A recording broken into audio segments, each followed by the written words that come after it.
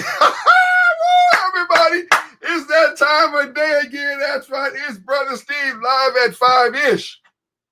That's how I call it, live at 5-ish, because we late. We know we late. Tell me something I don't know. So that's all right, y'all. We having a good time. Brother Steve is live here in Hollywood, California. People are calling us. People are hitting us up. It's hitting the YouTube channel right now. People are hitting all my group pages, our channels, everybody right now. Share this video. Share this video. It's going to be hot. It's going to be good. It's going to be cranking. It's going to be all that and then some. We are here right now live. Okay, go to my Facebook page. Share it. If you want to be the first person to get a comment in, come on in. This is the old school. We got the old school legends. We got the crew up in this joint. We got people logging in right now. I see the numbers right now. We got 2 viewers.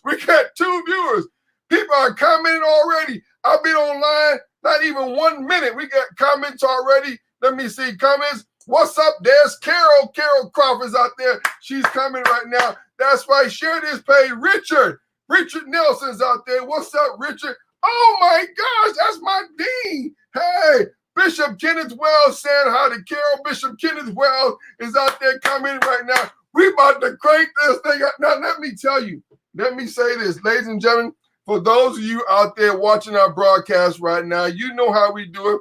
Thank you so much for sowing the seed into our ministry here. Now, I told y'all I was going to do this all week long, and I did do it. I did do it all week long. Now, here's the deal. Everybody who sows a gift into our ministry of $5, we thank you. But today, if you sow a seed of $10 or more, guess what I'm going to give you? That's right. You getting a tablet. See, mine came in. You getting a tablet, okay? You getting it, and this tablet actually works. It came in the mail yesterday. You getting a tablet right now. You get a tablet, okay?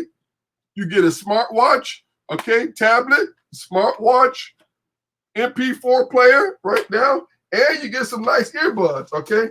If you sow a seed into our Cash App, you get earbuds. You get all this, y'all. We're giving y'all all of this. If you sow a seed into our Cash App ministry, you getting all of this. That's right. Anything over $10. Because I ain't going to lie, it helps us with the ministry. Okay? Smart watch, tablet, a tablet, smartwatch, everything. We got the crew today. We're going to talk some stuff today. If you want to get in with some comments, everybody's saying hi out there. Facebook user, how you doing? You want a trip to Hawaii? Well, you want that trip to Hawaii? Well, I may just bless you with that trip to Hawaii, okay? So we're going to do that, okay? Ethel Reddick, what's up, Ethel Reddick out there? My big sister, Antoinette, is out there watching us. Share this video. It's going to be on. It's going to be cranky. We're going to talk about the industry today. What happened? What happened? We're going to talk about all that stuff today. Shauna Payne from Atlanta is out there watching us right now. And you know what? We got a surprise guest for y'all. We got a surprise. And she is on the line. She in the waiting room. We're going to talk some real stuff right now. Everybody who's sown into my Cash App of $5, thank you very much. If you do over $10, guess what? If you do over $10, you're going to get the smartwatch, the tablet, the earbuds, and an MP4 player. Okay, now, the fourth person, number 5, let's do number 5, number 10, and number 15 that sows in to our ministry, then you're going to get the trips to Hawaii or Vegas or whatever, okay? Somebody say hello, how you doing out there? Once again, hello, Bishop Kenneth Wells. Bishop Kenneth Wells, we got to get him on. We're going to get Bishop Kenneth Wells on. Ethel Reddick, how you doing out there? Ethel's out there watching. We're going to get everybody on today. Send us your comments, send us your notes. We're going to talk about the gospel music, the music industry, everything. What's up, Shauna, once again, and my little sister, not my big sister.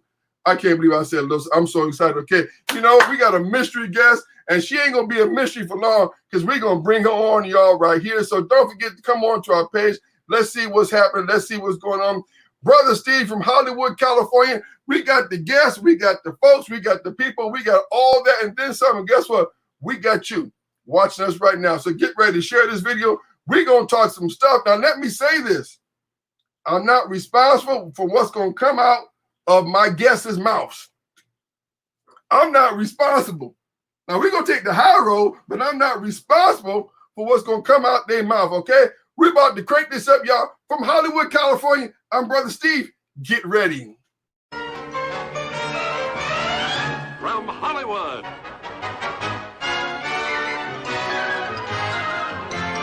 Yo, DJ, are you done mixing yet? Your DJ has only just begun.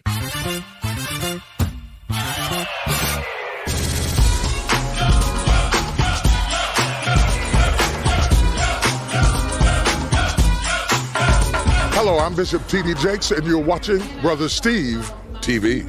Hey, it's LaToya Luckett, and you're watching Brother Steve TV. This is Rance Allen, and you're watching my friend, Brother Steve TV. Hey, y'all, this is Leandra Johnson, and you're watching Brother Steve TV. Hi, this is Rodney Darkchild Jerky. This is Chris Tucker. This is Kirk Franklin. And you are watching Brother Steve. You're watching Brother Steve. Brother Steve TV. Stay tuned.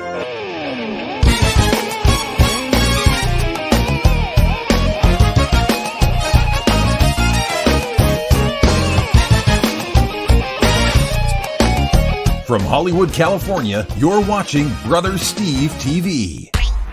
Hands up! LA! Scream! Woo! We are back. We are back. Brother Steve TV live. It's it. It's the old school chat. I got to bring in my East Coast twin. My East Coast twins in the house, the one and only Alvector. What's up? What's up? Oh, my Lord. I love that intro, man. That intro, Doc. God is good, Doc. Man, we here, Doc. that is good, man. You Still doing it up, bro. I'm still doing it up, Doc. We just trying to do what we do what we can, and can what we can to do what we do, Doc. Man, we got to see y'all. We got to see everybody. This program is being brought to you by BroSteveUniversity.com. Go learn something new, BroSteveUniversity.com. You know what, Doc? We going to talk some industry stuff today. Oh, yeah. It's much needed, man. Much needed. You know, like what? Much needed. What happened? What could happen? Yeah. You know what? I'm about to, there's nothing. I mean, I got to get Bishop Kenny Wells on. Yeah. Okay, we got to go get Bishop Kenneth Wells on the line, the West Coast. But, we got to balance it out. We got the West Coast, we got the East Coast, we're going to talk about the industry. If you want to send us your comments, comment right now in our page. Send us a comment. If you want to support our ministry, thank God for you support. If you cash app us, thank you very much. We appreciate the cash app. Appreciate you cash app. $ Bro Steve TV helps us with our ministry. Help us do something good and fast. Somebody say, fasten your seatbelt. You got to strap yourself down. It's going to get good. Ladies and gentlemen, all the way from the other side of California, the one only Bishop Kenneth Wells in the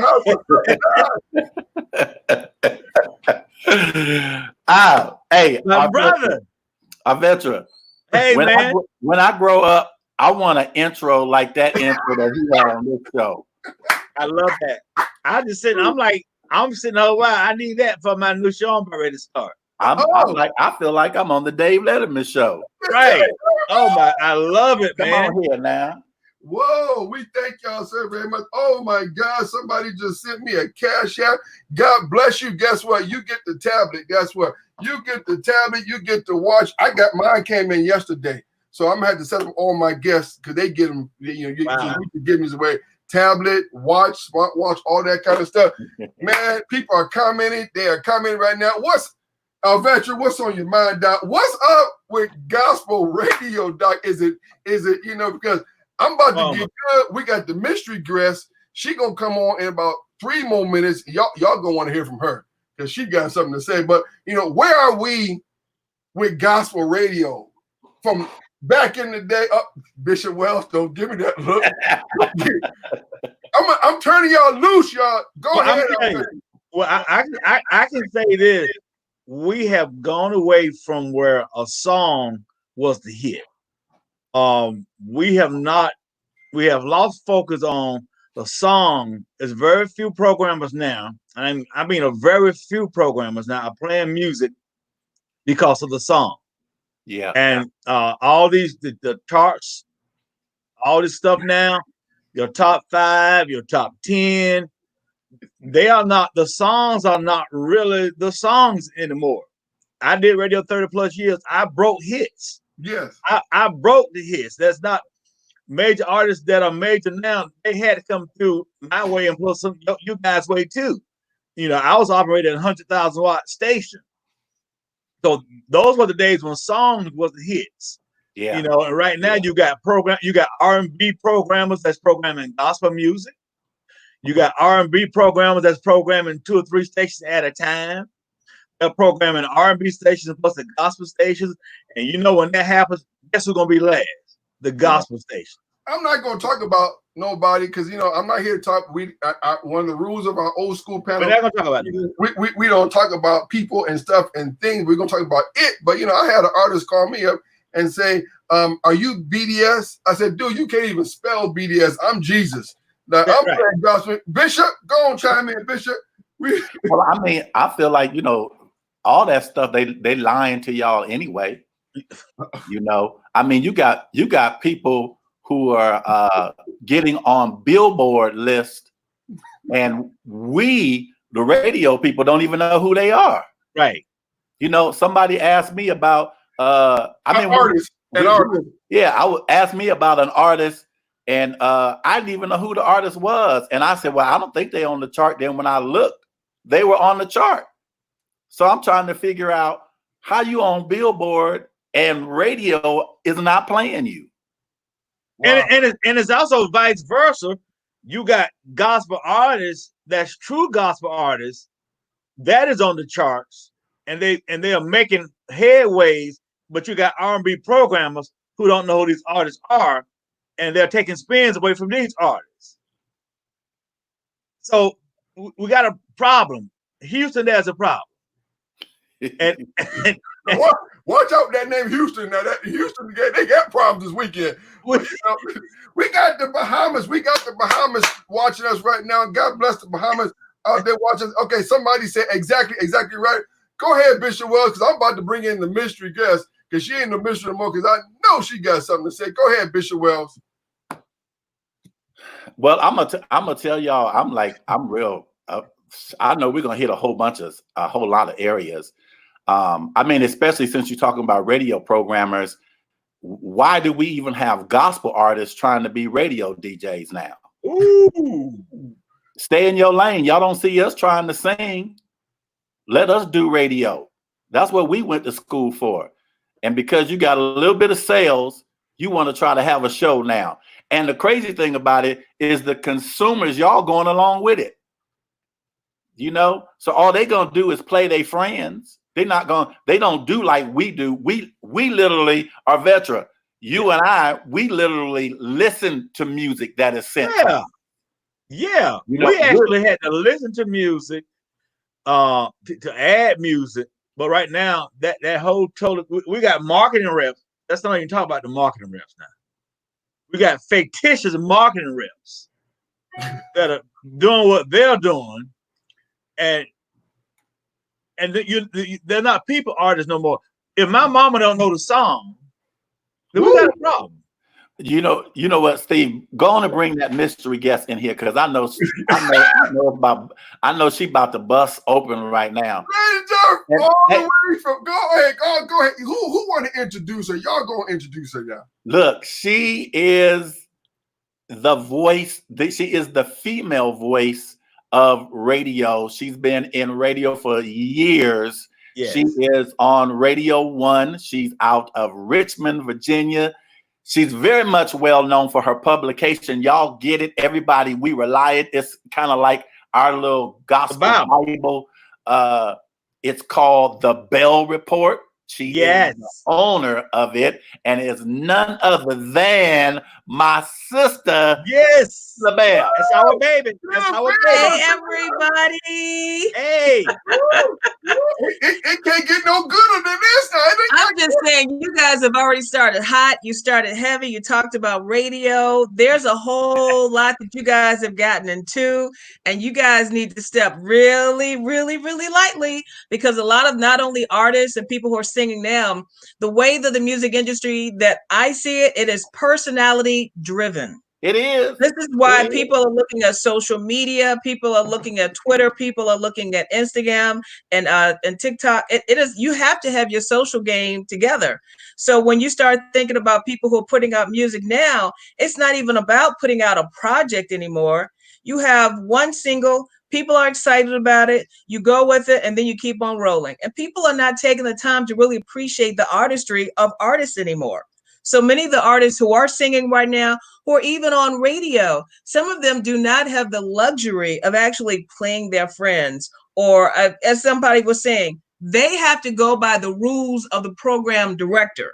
And many of these artists right now, especially with COVID-19 right now, they are trying to have a job. Who's paying anybody to be on stage to sing for anybody anymore? And when you think about social media, even with the pastors right now, a lot of us are falling in the same game right now. You have, 8 billion people walking around with a cell phone who can tone into any pastor, to any artist, to any social media, to any platform, any day of the week. So if you're going to be on your game, on Facebook or whatever social platform it is, you need to make sure that you are seeing something worth listening to. Because people can go, hey, I don't want to hear this. This is a whole lot of crap. Here we go again with the same stuff. I mean, how many times have we gone to workshops and people say how to get your music played on the radio? That is so old, because who really has the authority? And when you look at the people who were trying to get music played on the radio, a lot of these big boy radio stations, the listeners are getting older. So you're 12 plus, 18 plus, 35 plus. I mean, everybody's getting older, and you're trying to keep the audience that you have. But the hard thing is trying to get the new listeners in. So if you're trying to get a 12 plus or 18 plus in, but you're still playing old school traditional music, how are you going to grow your audience? That's just a piece of where we are, in my humble opinion. But the problem with that is we don't have the stations now that are allowing the new to come in, because they're still, and I love all of them.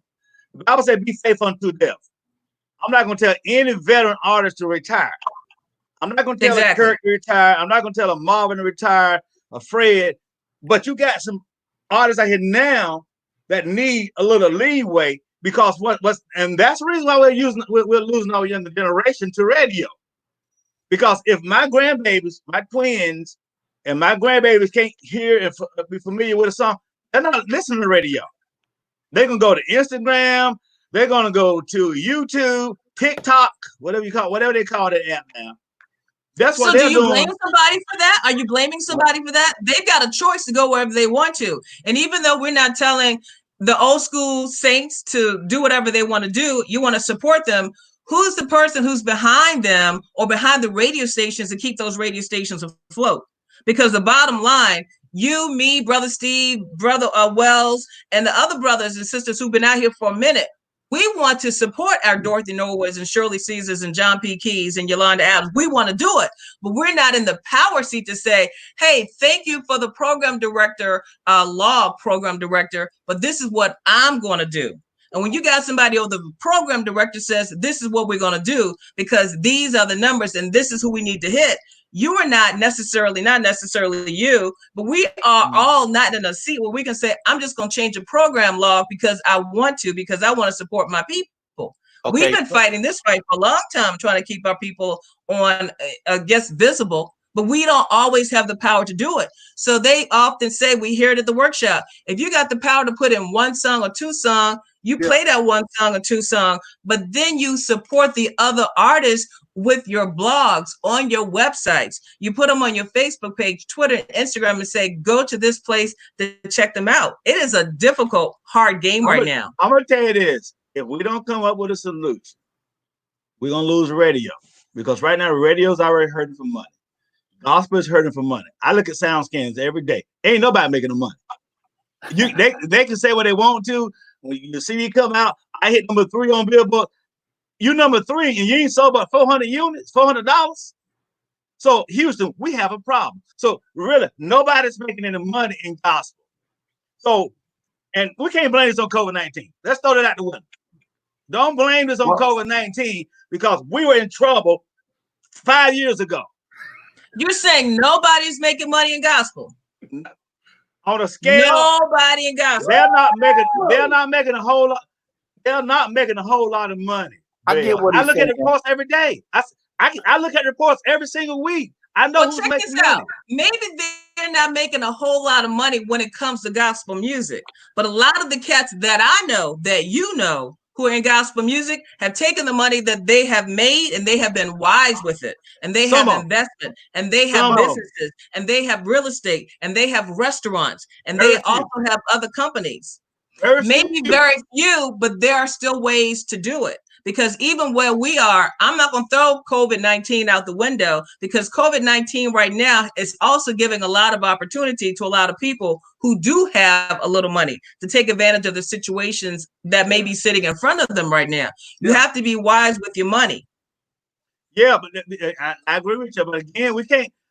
We're finding a crutch. Everybody's saying because of COVID-19, but we can't use COVID-19 as a total crutch, because we've been in. I agree with you. The industry has been in trouble for a long time. I thank God I never relied on money in the industry, because I did radio for 30-some years free. Okay, I did 91.9, 100,000 watt FM for free, so I don't rely on my money. Radio never paid my bills. Okay, I've always been an entrepreneur.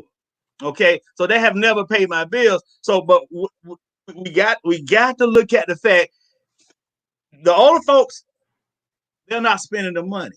We got to target that young generation that has that money.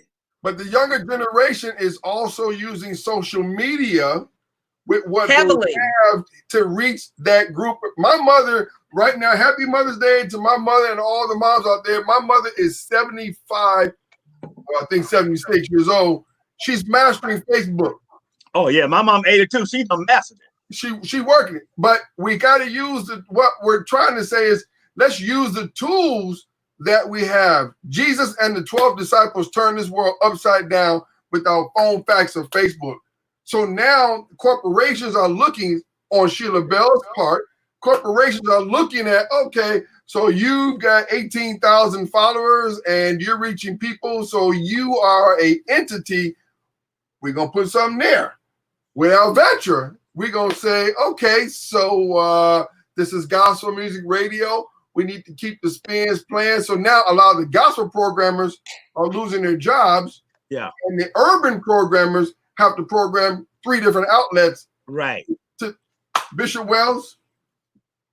I got a lot, but I'm gonna give Bishop Wells a chance to talk. Maybe I can talk all day. I mean, because what I was thinking is probably gonna take us somewhere else. So finish what you're talking about, and then I'm gonna say what I gotta say. Well, I'm gonna chime in here, because I think what we are doing, we want people to meet us where we are. Right. We're saying, meet us where we are, meet us where we are, meet us where we are. And what's happening, the artists are like, meet me on Instagram, meet me on TikTok, meet me on my Facebook page, meet me on Zoom. And we're going to have to humble ourselves and meet people where they are. Long as the days gone by, we got to meet people. You got to come to me. I've got this and you ain't got jack.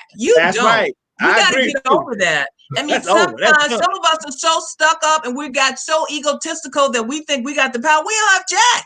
If you don't own that 100,000 watt, 50,000 watt radio station, you're still getting a paycheck for somebody. So don't be so arrogant to think that, hey, you got this and you don't have nothing.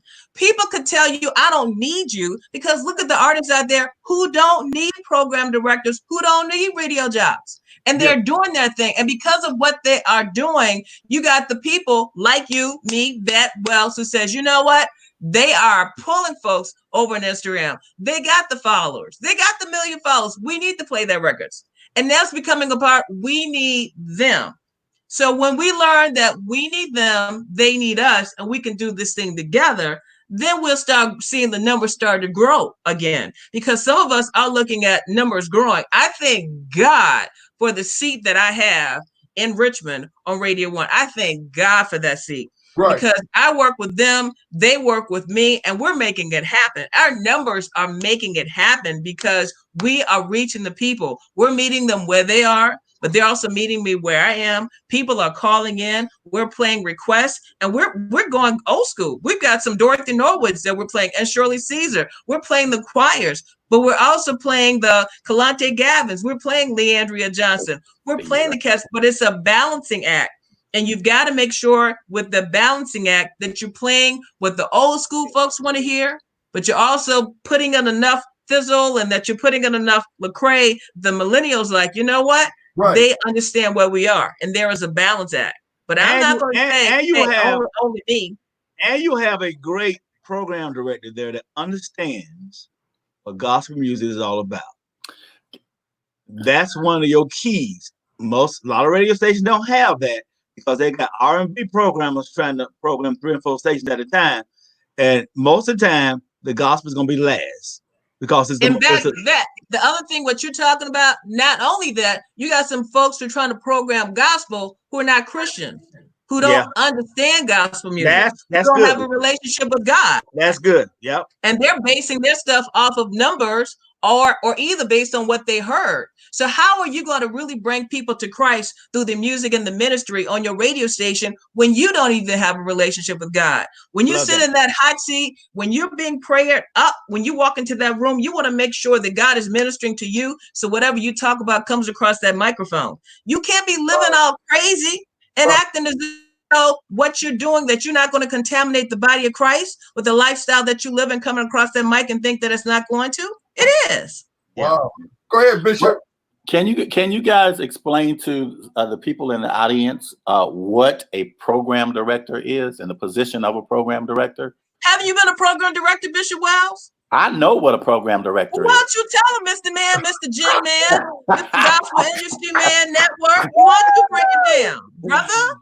I mean, I wanted y'all, because y'all keep talking about program directors, so I was just wondering, if there's someone out there that doesn't know that the program director, like they're saying, he may not even be saved, may not even know the Lord, but he's the person that makes the decisions of what's going to be played. So if a program director doesn't have a certain conviction and a song comes out and the song is talking about a certain thing, that program director can snatch that song and say, I'm not going to have this played on this show. And that DJ can't play it because the program director didn't put it in his lineup. But it goes deeper than that. The OM can trump the program director. Come on. So what's an OM? Operations manager. You know what? I come from the jazz side, but we was 100,000 watts. So we had an operations manager, we had a music director, which I think has become obsolete, and then we had the program director. Okay. So I don't care how much the program director may like your song, that OM can come and trump all that. So all this stuff that we have, we got to understand these people in position. If you got 3 jobs or 4 or 5 jobs at stations, you got to have a personal relationship with Christ to be able to come back to operate and program at gospel station. Because with that, if you program, the Bible says, seek ye first the kingdom of God, all these other things gonna come. So if you program that gospel station right, the whole operation may be blessed. But you can't put why those weekend shows, a 1 hour, 2 hour, 3 hour show, they are so vital. They make such a difference for those folks who may not be on Monday through Fridays. And you got somebody who says, hey, I just want an hour, 2 hours, or 3 hours. And they said, okay, and I'll take care of the programming. Man, get your music on somebody who's got a show like that. Because if they're putting you on an FM, AM, internet, whatever it is, how about that? And then they back it up and take that song and write about it and put it on their blog. And then they put it on Facebook and then they link it back to the radio station. You got a lot of life. So wherever you can get on, you get on, but make sure that you put quality music out there. It's frustrating to see people playing music and the folks can't sing. And Bill, I agree with you 100% because I'm going to talk about my baby, Ruth LaAntra. This weekend, she's on the Bishop Hezekiah Walker show. And everybody know Bishop Hezekiah Walker show is a lot of R&B stations. We're going to take it, baby. We're going to take those R&B listeners on a Sunday morning because who knows? It might not be spent. Those spins maybe not be counting on the gospel charts, but it's going to bring some heavy awareness that who is this girl singing in my name? Now I want to say what's up to Calvin B. Roll Calvin Bernard. Calvin Wrong. What's up, man? He's out there. He's commenting. Calvin B. Calvin, Wrong. we sent you an invite, Calvin, to come out in the room. Come on in the broadcast room, Calvin. Check your inbox. Yeah. We sent you an invite. Come on in. And Y'all share this. We need everybody to share this. This is some crazy stuff. We need everybody to share because I can talk this stuff all day long. And my colleagues can do the same thing. Bishop, I was gonna say that Kelvin had made a comment. He said, we didn't create the game, therefore we can't determine how it's played. So, you know, we have to get in some positions.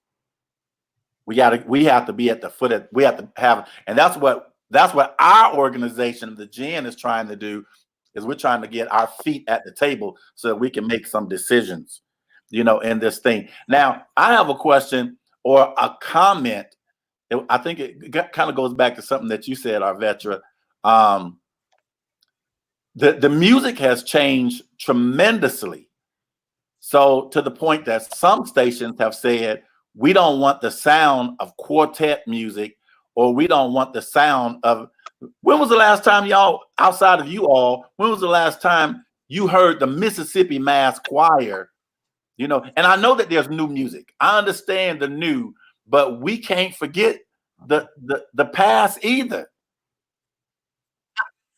I'm raising my hand, baby, because this week at 12 o'clock, 1 o'clock, Mississippi Mass Choir, Georgia Mass Choir. Come on now. We playing the choirs up in there. We are playing what the people want to hear, and they are calling us. And that's because between 12 and 1 o'clock, they have given me the green light to play from the request line. So the request line, you hear me? Old school up in there. I've left that room sweating because I am grateful for that. But I will say, and I will agree, I'm probably one of the few exceptions that's allowed to do that. But as bad as me, we want to make sure that we give our old schools and our choir some love. Let's be real. The people who want to hear that, many of them are getting a little bit older. So we got to learn how to balance that music out. Give them the traditional, take care of the millennials, and take care of the new babies who are coming on board. But as the new babies are coming on board, sure, introduce them. Like tomorrow, as Mother's Day, who's not going to play Shirley Caesar for 9 months I've been carrying you? No charge. Yeah. But on top of that, I played the song by Boyz II Men, Mama. Okay. On praise. Okay. Yeah. But I'm balancing it out because that's a popular song. But again, I thank God that I'm able to do that. And the thing is, when you're sitting in a seat like that, you thank God that you're in a seat like that, but you don't abuse it and you respect it. So what do we do now to help our current gospel artists get their stuff out there? There's not as many gospel stations anymore.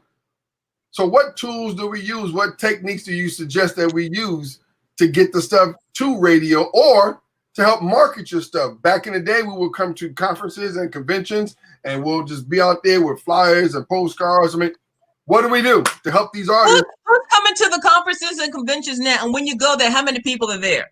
And the people who you're trying to sing in front of, who are you singing in front of who can play your music? Let's be real with this. We go to conferences, we sing your music, you play your music, you sing in front of how many people, and who can leave there who can actually play your music? I mean, you got to be real because money is not that easy to come by this day. And this is an investment. Think about your Instagram page. Think about these conferences. You do have a few. But it's not a lot. A few. And I will say, I will give, not because old boy's here, but I will give Vet some love here because Vet does make sure that the people that come to his conferences, that they can play the music. But he's also letting people know that. But we have to be careful going to the same conferences, and there are thousands of conferences all year long. Wow. We sing in front of folks. The people say, well, this is what we're going to do. The next time somebody says that, I want you guys who's trying to get the love, look in the room and find out who's going to do it. And get their name and get their phone number and find out the radio station. And then ask them, hey, are you the program director? Ask them, do you have the power to play my music on the radio? When are you going to play it? How often are you going to play it? Is it light? Is it heavy? Is it medium rotation? How long will you be playing my music? And some people will just lie and say, "Oh, baby girl," and they go back home trying to figure out if they got a job. Oh. We have to be careful about the things we're promising people. Right. You said some key stuff there. A whole bunch. What we've done, we're totally upfront with people when you come to the conference. First of all, we do bring in key people. Before COVID-19 came, we already had the Bell, we already had Skip Dillard out of New York. We had decision makers, and they still gonna come when we reschedule. But we tell folks we got people coming, but we don't do showcases. Forget about that word showcase. We tell folks we are marketing what you're trying to do. You may have one radio person in there, but you got some people in there because you market that product. It's just like going to Burger King. I wouldn't know to this day you had a 2 for $6 if they didn't keep marketing all the time. But I know I can go to Burger King right now and get me 2 Whoppers for $6. Right. So you got to tell people now, you got to be straight up with them. We bring you guys to the conference. You're going to learn about copyrights. You're going to learn about mental health. Why you singing and you thinking about committing suicide at the same time? So we're going to deal with those issues. Forget about showcase. I don't even do showcase. But here's something that you do. Very few people do this. You got to go and let's understand. There's more than 1 and 2 and 3 conferences in the world for Black folks to go to. Okay, let's be real about this. But when you go to a conference, and again, I'm going to pat Alvetro on the back because you want to go to a conference where the leadership has a love for the people. Yeah. And that you don't have to hunt and find and dig to find where the love is.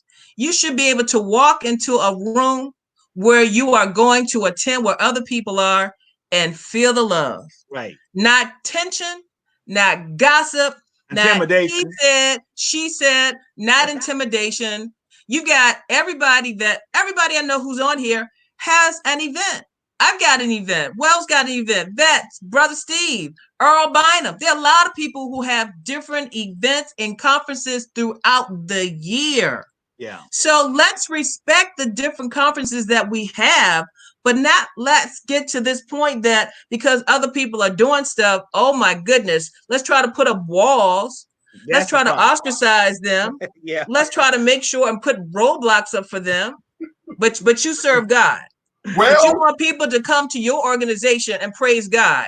And you don't want people to see beyond that. I mean, we have the gifts of the Spirit, and discerning foul spirits and supporting organizations that's hating people and putting down people should not be something that we should be a part of, regardless of where it is, black, white, green, gold, wherever it is. If you're going to love God, then you're going to love God, not showing hatred and causing division. And then in a situation where you got meetings after the meetings, you're supposed to be a part of something, then you leave, you don't know what's going on. Then there's another meeting after the meeting. COVID-19 has caused a lot of us to stop and to be still.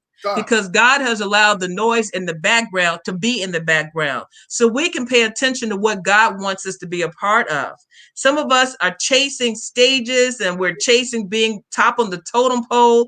We're chasing, see me, look what I can do. It's not about you. No. And until we understand that what God has entrusted in all of us is about ministry, that's when we will start to see elevation with our own ministry that God is trying to trust us with. But bottom line, God wants to trust us with what he has given us. And as long as we're doing the crazy stuff and living crazy lifestyles and think that God is going to bless it and ordain it and continue to elevate it, it's not going to happen.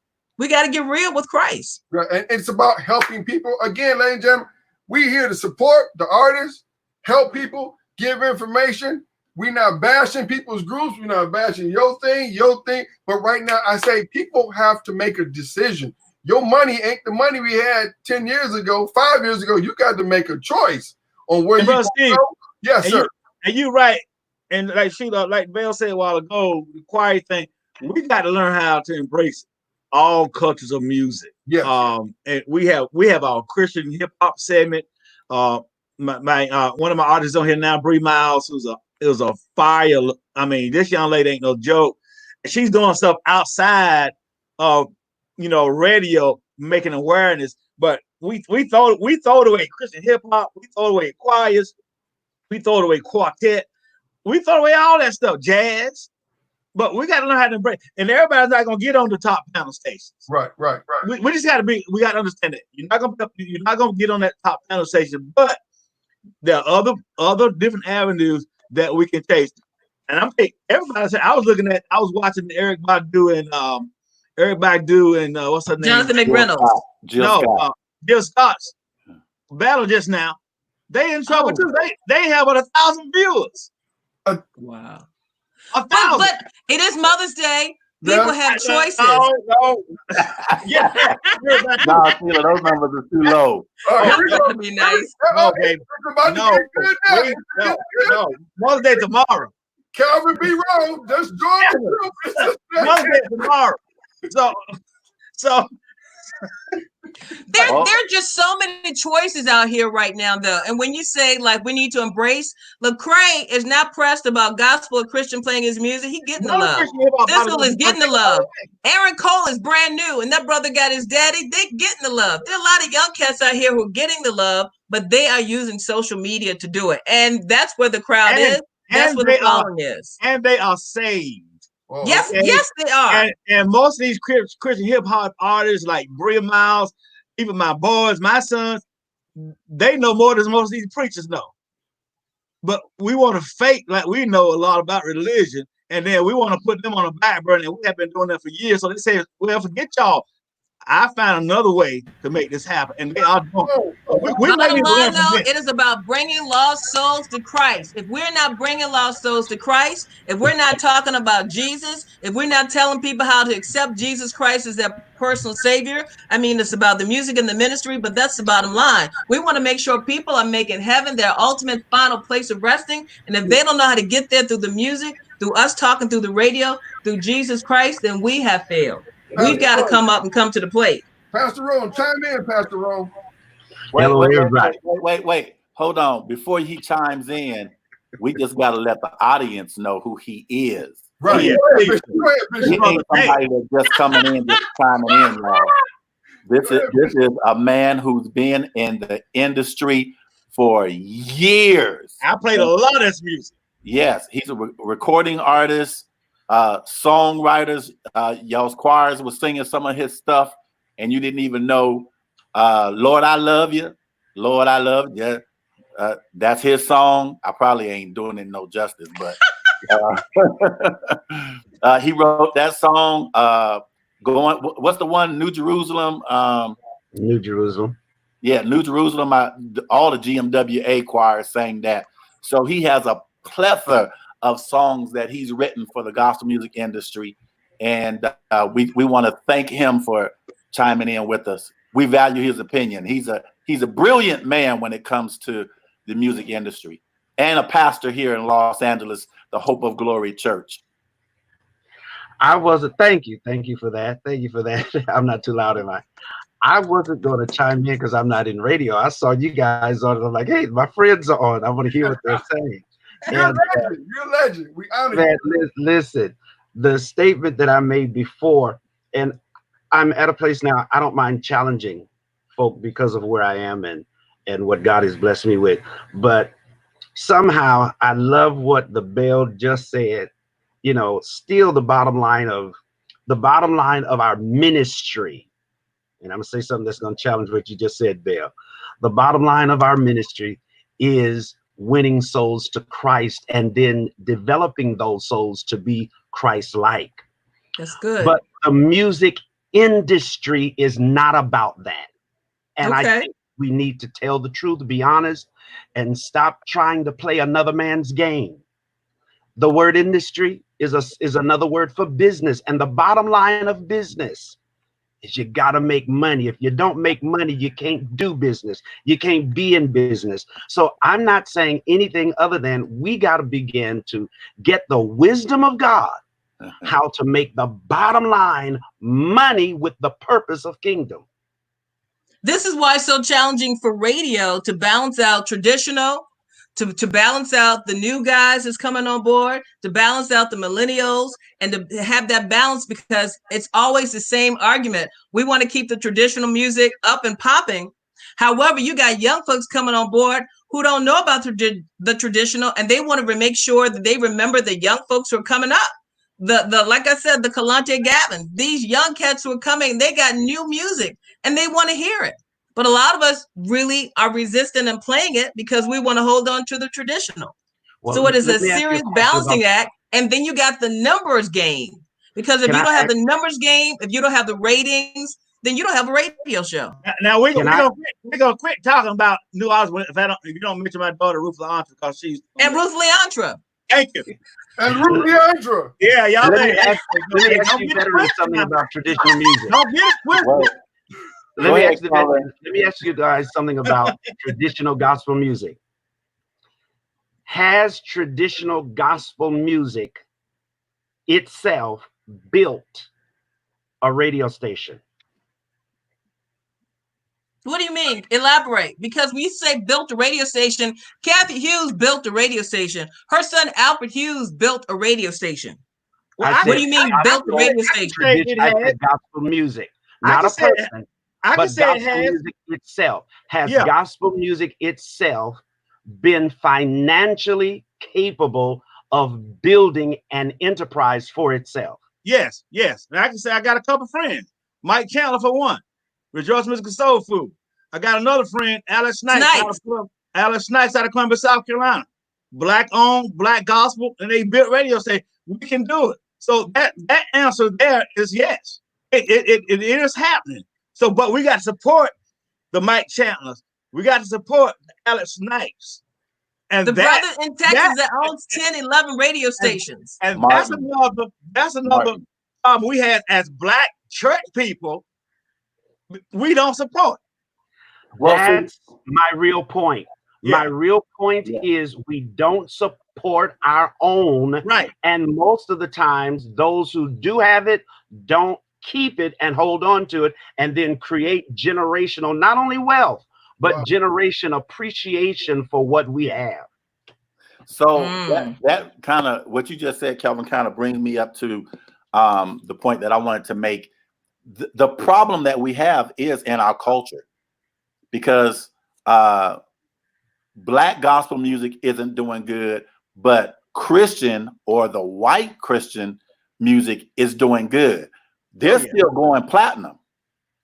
How often do we see a gospel artist go platinum? Even when we look at the scale that comes through on Nielsen, we'll see the sales that from 1 to 10, we'll see that the number 10 Christian artists would sell 10,000 units a week. And then you look at the number 1 in black gospel, and then our number 1 will be 1,200. Thank you. That's what I was saying earlier. Do y'all get that? Number 10 on the white side, their bottom is like 10,000, and then our number 1 would be 1,200. Right. So and most of the time we bought that ourselves when the first CD came out. Yeah. So we have a problem in our culture.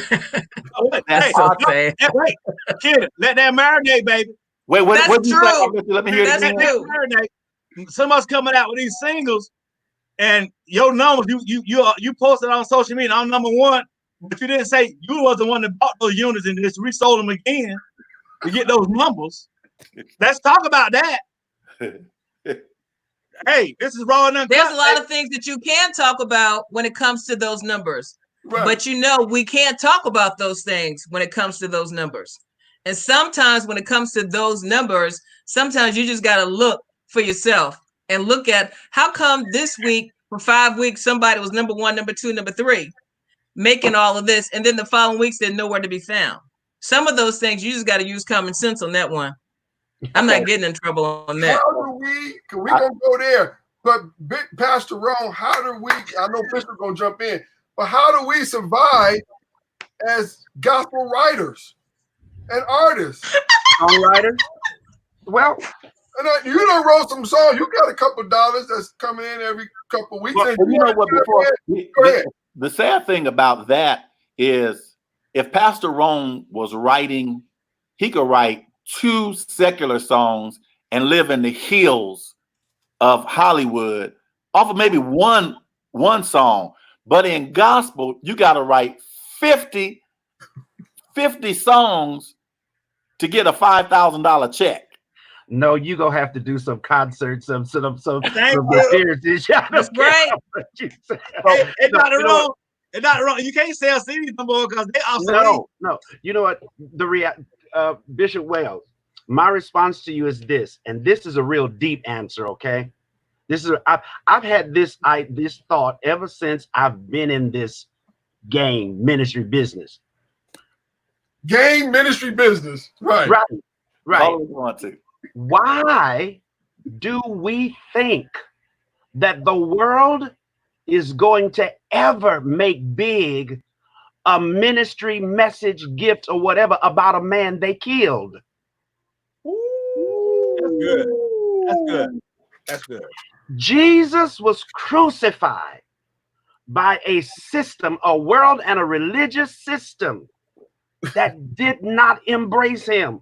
Why do we keep crying for somebody to support a message that will send you to hell if you don't say yes to Jesus? My God. So the kingdom. This is deep. This is where I lose everybody. The kingdom ought to have its own. I agree. Controlling its own, managing its own, because the kingdom is not ran by the same principles of this world. And that's why I always begin these conversations. Why do we keep having this same conversation when we are preaching about, singing about a King of Kings who, when he comes back, he's going to crush the kingdoms of this world. And we're asking for what the kingdom of the world gives. God never promised us a mansion in the hill here. If you get it, praise the Lord. Yeah. I mean, I'm going to tell you where I rejoice as a songwriter. Today, I have younger artists who are singing my songs from 20 plus years back, and I'm getting a new check. Oh. And when I use the word game, what I simply mean is this. Every game has rules that you must play by in order to win. Yeah. Wow. So if you want to win this game, you've got to know the rules. And as a child of the living God, never break, or should I say this, never play a game that will disgrace him, and never play by a rule that will disgrace the kingdom. How did you maintain so long? This is for songwriters out there. God bless my sister out there watching. How have you maintained so long? Now, you just said something deep and you said something powerful. And how did you maintain so long in the industry as a writer? I mean, tell us just 6 of the songs that you wrote so people on here can really know who you really are, because you said something that's so deep. Now the old money is now new money. Watch out, Bishop Wells. Stay with me now. Watch out, Bishop Wells. You know what? I'm messed up. I mean, Kelvin just messed me up. Wait, I missed that because my connection wasn't down. I'm just messed up. Did you hear the part where Kelvin said, why are we expecting the kingdom to be supported by outsiders, basically secular people? Because the gospel, did you hear all that part when he said I did not. Oh my God. Okay, say it again. Say it again, Bishop. And then just about the new money. I'm just done. My connection just got shot. What happened? Come on, Bishop. Tell me again. Say this again. Let's see if I can repeat that. How can we expect the world that killed our Lord to be financially supportive of a message that will send them to hell if they don't say yes to him? Oh, wow. So that goes back to what the Bell said earlier. We got to have saved, sanctified, Holy Ghost filled programmers. But here's my problem with that. And music directors, because what's happening, I can look in the top 500 right now. I can see Snoop Dogg. I can see. Last week I saw about 15 R&B artists. in the top 500 on the gospel charts. That's a whole nother subject. It's another. Let me ask you this. If you're not the owner of the station, what power do you really have? That's what I've been saying. If you don't own it, you're trying to make money. If you're the OM or the PM, if the owner, the one who really calls the shots, don't like what you're doing because it's not making the kind of money they want, all they have to do is say, thank you. Your services are terminated. You've been very helpful. I got to bring somebody else in. And they don't have to explain to you what they're doing. And that's why we come in at we seek God's face first. Absolutely. You don't have time to worry about you. God put you in a place for a reason. I don't care. It could be radio. I'm a co-owner of a bus company. I don't care a bunch of saved people. I transport a bunch of sinners. So when you're in that position, whatever position you are in, as long as you know you seeking God's face, I can't worry about if I don't own it or not while I'm there. No, but here's the point of yours is, Arvetra, you don't care about doing the sinners because that in that position, you about your business making money. Yeah. So you'll represent God. You'll transport anybody, because if you just gonna transport the saints, you'll go broke. Yeah. But I'm representing God at the same time because I have saw his face. Yeah, I understand that, but that goes the same way with these people that own these radio stations. They don't care nothing. I work for my radio station, was here for 50-something years, and them people didn't know Jesus. Y'all don't know what, y'all can't imagine what I was going through, getting up at 6 o'clock, being at that station at 6 o'clock in the morning and hearing cussing and all this kind of stuff at a Christian station. The people weren't even Christians. But you walked up in there and you brought the sunshine. I brought the sunshine as great as I could, but let me tell you, there was a whole lot of cloud up in there, So this is what we have to meet people where they are. And I look at where I am, and I look at the people who call in with requests. I got people across the board. Doesn't matter. Some people are hurting. People are depressed. People are suicidal. People don't have money. They got broken up. People are dealing with abuse right now. You don't know where they are. But the seat that God has given us to be in, we have to take it upon ourselves to be responsible, to represent the kingdom, to be at a place that if somebody needs prayer, to know how to pray for them. We can't keep using and bringing up excuses and why we can't do this and why we can't do that. Work with what you have. Meet people where they are.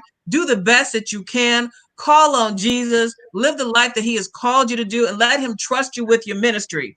Outside of that, what you got?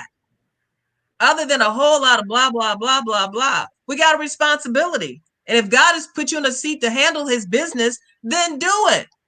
Just do it. And while you're there, let the light of God shine on you so bright that I don't care if the worst sinner that we can say come in contact with you, God would allow that sinner to be changed because of who you are and the light that's shining within you. And the cool thing is, when you don't judge people when they don't know God and when they're listening to gospel radio, they're saying that's a great song. When you meet people with love and you don't know where they are, nobody wants to be judged. Nobody wants to be looked upon demeaning. Everybody wants to feel special. Everybody wants to be accepted. So when we can learn how to love people through the microphones, regardless of what song is being played, people will gravitate towards you. So we think about how come gospel music isn't doing what gospel music should be doing, often because God can't trust us with what he has given us. And often because what we have, we don't know what to do with it because we want so much more, but we don't take care of what we already have. Somebody commented right now, gospel audiences don't always support gospel artists. The music industry is about money. If the artist music isn't being downloaded, then it won't be played. Facebook user. How do we pivot? I guess you can say that about anybody. I mean, everybody doesn't, just because you're R&B doesn't mean you support all R&B music. And just because you're gospel doesn't mean you support all gospel artists. Maybe it's just not your style. Right. But regardless of what seat that you're sitting in, as an announcer, as a pastor, as a minister, you still have to meet people where you are, because somewhere throughout the day, you're going to give somebody at least one song that they like. One song that they like. Now they're going to say, you know what, that one song touched me. Now remember that the writer or the person that responded, he says the gospel audience doesn't always support gospel artists. So basically, who's the gospel audience? It's normally the church. And a lot of our problems is, you know what, Kelvin, but he said so much, Pastor Ron says so much. Why isn't it that our music has not built? And I understand what he's saying. Why is it that our music has not built stations, especially here on the West Coast? We don't have any gospel music. But we got all the mega churches. We got pastors who got members who will stop a service and write $1 million check. that goes back to. But we can't get no radio station. I'm gonna go back to this day I die. That's because Black people do not support each other. It could be a radio station. It could be a beauty salon. It could be a bus company. It could be a black restaurant. That's a whole nother life. That's a whole nother life that we've been trying to deal with for years. How come they don't support them? How come? 30 years. How come they don't support 30 years? Because we have not been taught enough on giving and how God gives you back. Everybody want to talk other stuff, but the Bible also tells us there's a blessing in giving. We want to talk about everything else but giving. So we as the Black one way to look at that, but I think the other reason that a lot of Black folks don't support other Black folks, because everybody wants to be the HNIC. They don't know how to lead, but they want to lead. Yeah, they want to be in charge. They want to be at the front table, but they don't know what to say. Well, I think we gotta find out what Black folk do support. Yeah, but we gotta find out what Black folk do support, and then at the same time re-educate Black folk on supporting Black folk just because they Black folk. Every other ethnicity does that but us, but that's also by design. We've been mentally oriented not to support each other. Now, let me tell you something about the church we need to consider. The church is not united in the first place, so we don't have enough united power to give us united dollars to make a major difference. So, Bishop, what you doing at your church to unite your people? Girl, don't throw me off like that. Don't throw me off like that. My church ain't. My church knows. Dr. Rohn hit it right on the nose, though. We got to figure out how we can. And I think we may not think that we can do it. We can. But I think that if we come together and God gives us this burden, the burden is there for a reason. We gotta have some conversations because you know what happens a lot of times. I think about like people like Tyler Perry, and some of these other people that just be going around and they be sewing checks, and I be going like, how come none of us go and do a presentation and say, hey, why don't Jakes and Tyler Perry, won't y'all open up a radio station that can cover all of us? I mean, we got enough influence, but we're not asking our people because the saints got money. I don't know, y'all. But a lot of the saints won't support. During radio, we sold commercial spots. We did this. We tell everybody, come over here. This is where we're broadcasting live. We're giving away free CDs. People ain't show up. That right. Is that? But when we do the gospel concert at the church for free, the waiting list is down here. You can't get in. You know what? You hit something else, Steve. The church's appetite for our music is very low. Okay? They don't even have an appetite for it anymore. The average 20% of people listen to gospel music on their way to church. Why is that, you think? That's true. And just like we did in LA, you remember the #1 place on Sundays for LA brunch was where, Bishop Wells? Where? The House of Blues. The House of Blues. Yeah, I don't have an answer for that, Sheila. Saints, I believe the honest to goodness truth is that saints don't primarily listen to gospel music in their lives. Oh, you know what? You hit it on the nose, though, Kelvin. You will find, and this is not a judgment, this is an observation. Right. You will find more saints in a secular concert excited about being there, excited about being able to go, will have their phones up in the air. And that's on a Friday or a Sunday. And then the next Sunday, they're in somebody's worship service in the choir on the praise team. Now, that's not a judgment. It's just an observation. Yeah. Those things should say something to us. Yeah. It's just like we can go farther than that. We can watch the Grammys opposed to the Stellar Awards, and you have more folks on social media commenting about the Grammys R&B segment than the Stellar Awards segment. I guess you have to think about our worth, because a lot of us have been thinking about, and we watch artists that comes to our churches. We give free concerts, so our communities become accustomed to, well, I'm going to see this person for free and this person for free. So now we get spoiled because now we can see our gospel artists coming singing on Sunday morning or whatever for free. Right. The pastor of the church will pay them $1,500, $3,000, but it's for free. Friday night, Patti LaBelle is coming. The tickets are $80, $160. I'm going to pay $80, $160. Pat Metheny is coming. I'm going to pay $150 to go see Pat Metheny. Kirk Franklin is coming. Here's the question. Who else coming with them? Leandria Johnson. Right. That's good, but who else is coming? Because I want as much as I can for my money. So you got 3 headline artists and then a special guest. The tickets are $45.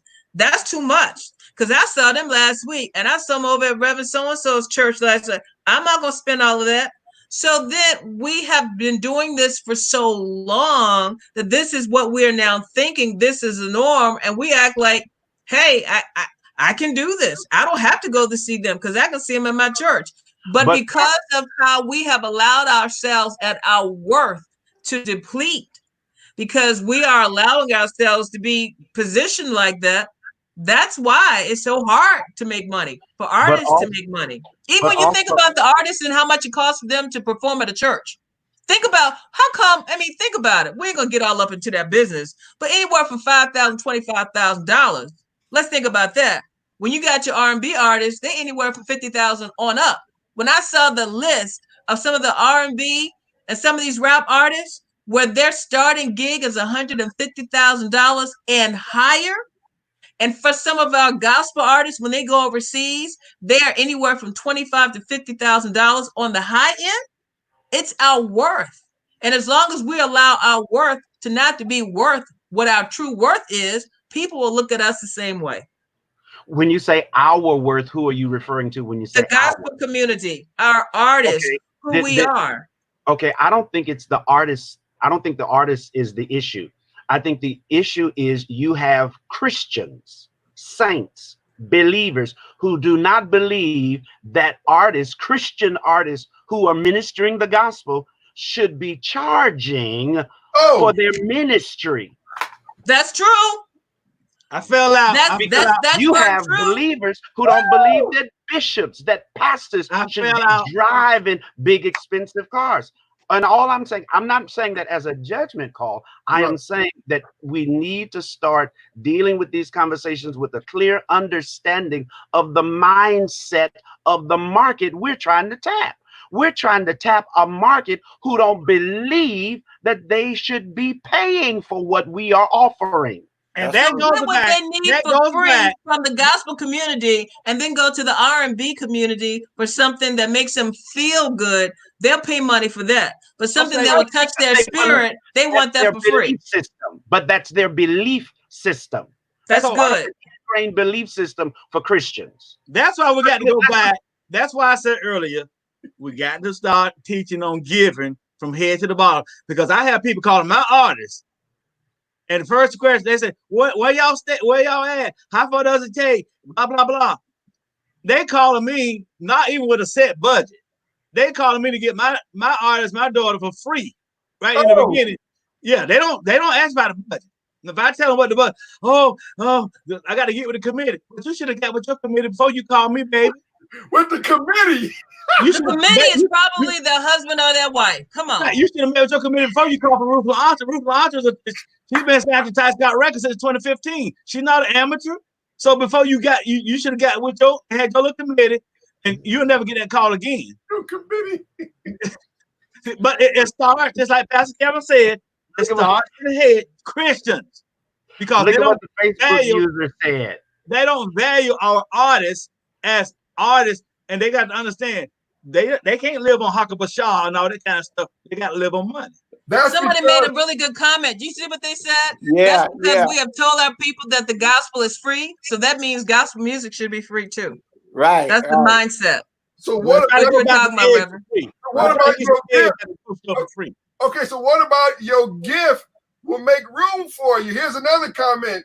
Frankie Farrington Deli says, if the pastors does not mention your music, the church will not buy anything from you.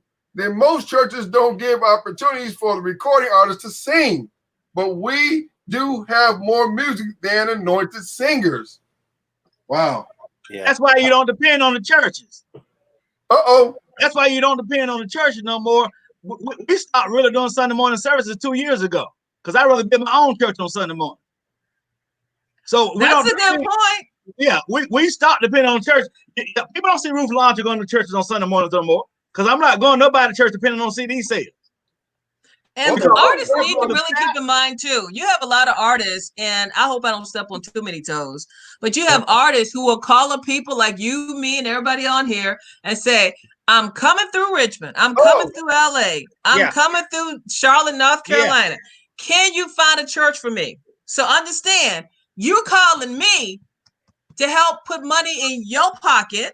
And if I find the gig for you, you now want to demand a certain price to be given to you. You're calling a church that didn't call you, and you want money. And then even if I find something for you, you say thank you, and then you sashay yourself on and say thank you very much and keep going. You sashay yourself, not. And see, that's a problem. That's a problem on both sides. Because first, when you call, and I promise you, we stopped calling churches probably 3 years ago. Because I'd rather be at my own church. I'd rather go home after church and take me a little nap after I hear the powerful word, either myself, my pastor, my mom, Olivia Jones, teaching faith.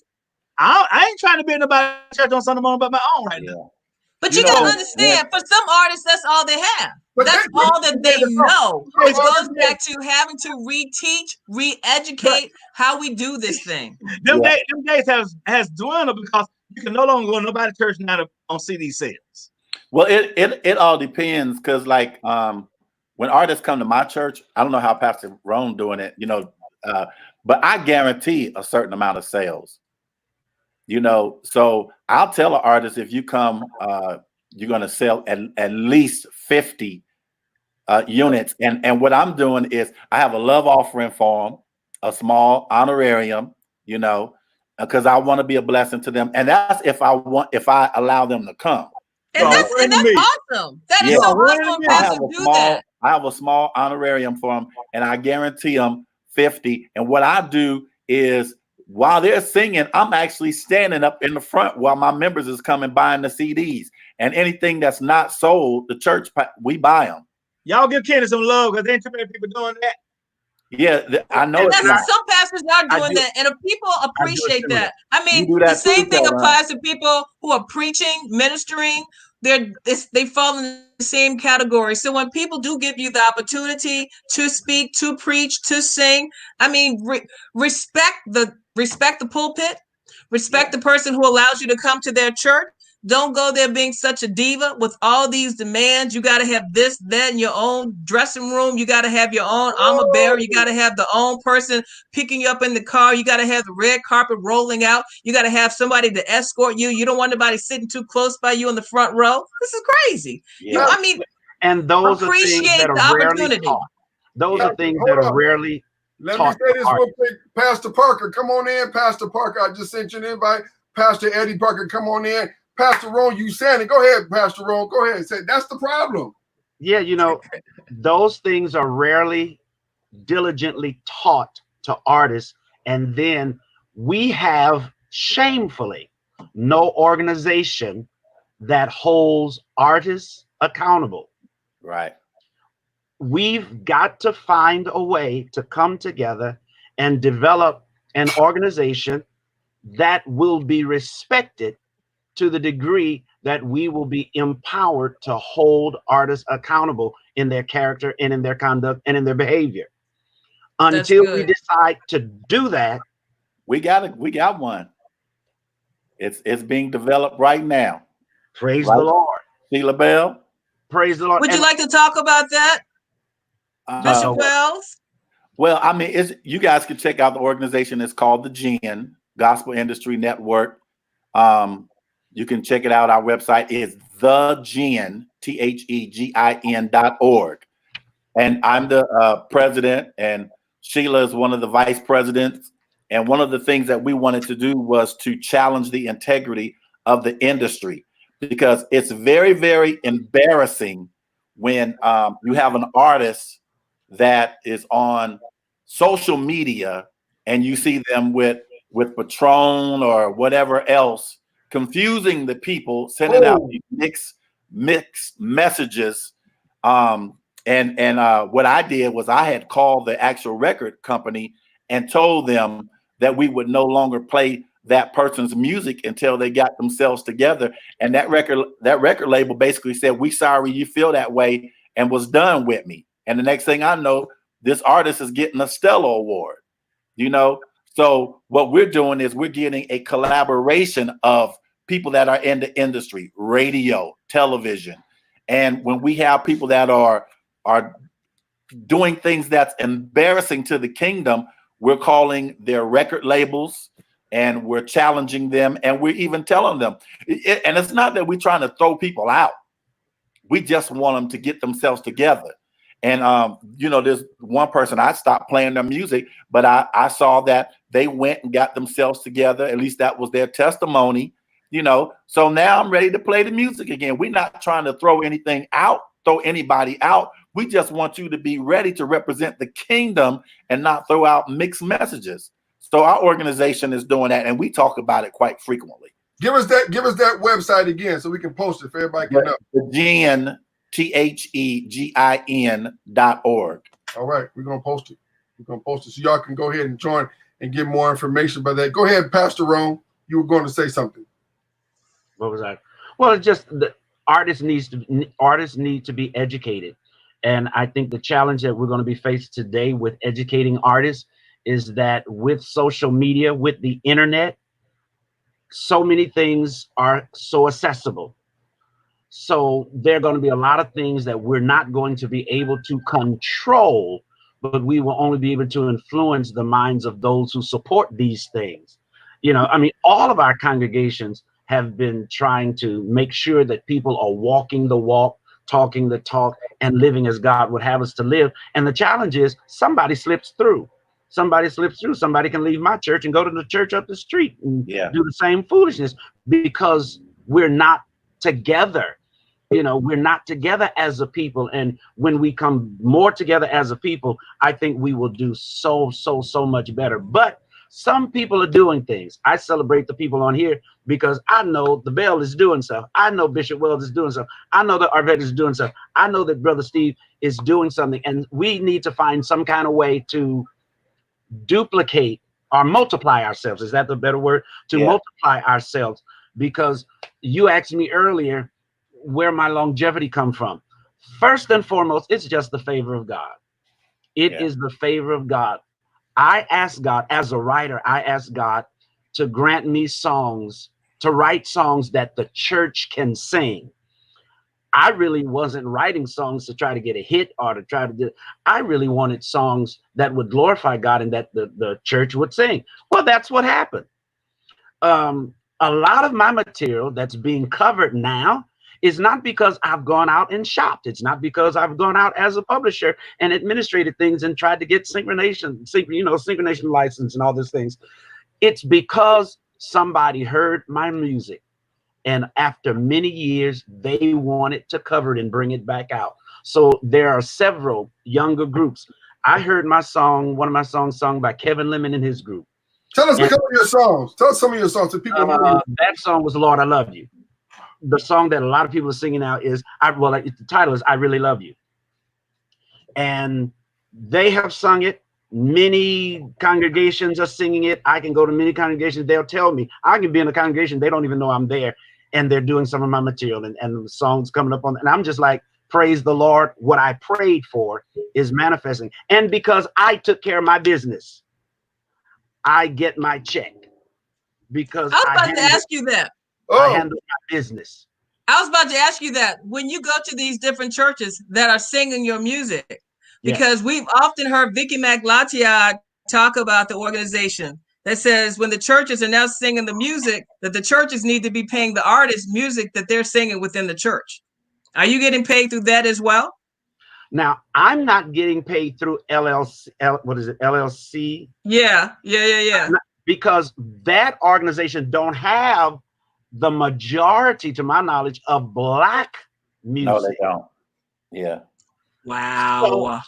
So there are different organizations, and I need to do that. I need to put together a list to share with other the different organizations that you need to know about to see if your material. But I'm just talking about from the standpoint, I'm grateful to go into these congregations and hear them singing my material. Now, the artists that are recording my music, they are doing their due diligence and contacting me, contacting publisher, contacting those who have admin rights, and they are taking care of business. Let me tell you two experiences I had, and I'll stop about the songwriting. Thank you. I had someone contact me from the UK. The very first Wax album I ever recorded, which was shortly after I was traveling with but I did my own recording. A company from the UK contacted me, wanted that Wax album, and they took 3 songs off of that album, reissued it in the UK on Wax, because overseas Wax is coming back. They're playing Wax even in the clubs. I've been hearing about that. My gospel music was not classified as gospel. It was classified as soul disco. I said, praise the Lord. And they took care of their business. They wired me the money from there into my bank. Everything was cool. I have some more people from the UK, even to this day, waiting for me to send stuff to them. That's one. There's a man by the name, I can't call his name, a white brother. He heard one of my songs on one of my projects. He recorded it. He didn't know how to get in touch with me. Didn't know what. But one day, he found Calvin Bernard Rohn on the internet, Facebook, found my church address. I'm sitting at my desk, waiting to go into service for service. And all of a sudden, my ushers come to me and say, there's a white man at the door wanting to talk to you. I said, well, let him in. He comes in my door. He stands in front of my desk and he said, Calvin Bernard Rohn, I want you to know I have recorded some of your music and God bless you. I love your music. He took out a wad of cash, set it on my desk and said, I realized that I hadn't paid you what I owed you. And he put the money on my desk. So for me, it's a twofold thing. I still believe in the favor of God. Hold on 1 second, Calvin. Come on in. Come in. Okay, I'll try. I hope somebody come in my door right now. You're so crazy. Favor. And then I tell songwriters, take care of your business behind the scenes. You got to operate on both sides of the brain. You got to take care of your business. Now, I will tell you this, and I don't normally say this publicly a lot. I can be a very shrewd businessman. And I got stories I could tell you about this industry, about record labels, about managers. And some people would call them horror stories. I don't call them horror stories. My daddy taught me well. I call it doing business without violating the principles of the kingdom. Sometimes you got to learn how to be a shrewd businessman. You so do. You so do. If you want to pay your bills and pay your mortgage, you have to do. You can't keep giving away your stuff. And one time I thought my name was Sheila Do Me a Favor Bell. And I'm like, hold up. Yo, Bell, can you give me a hookup?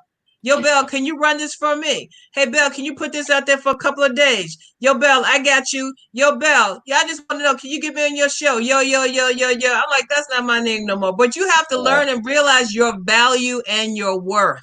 And when I figured that thing out, I'm like, hold on, wait a minute. My gifts will make room for me, and I will not allow you to pimp me out of my gifts. Right. You know what, I told everybody this. I told them this. Salvation is free.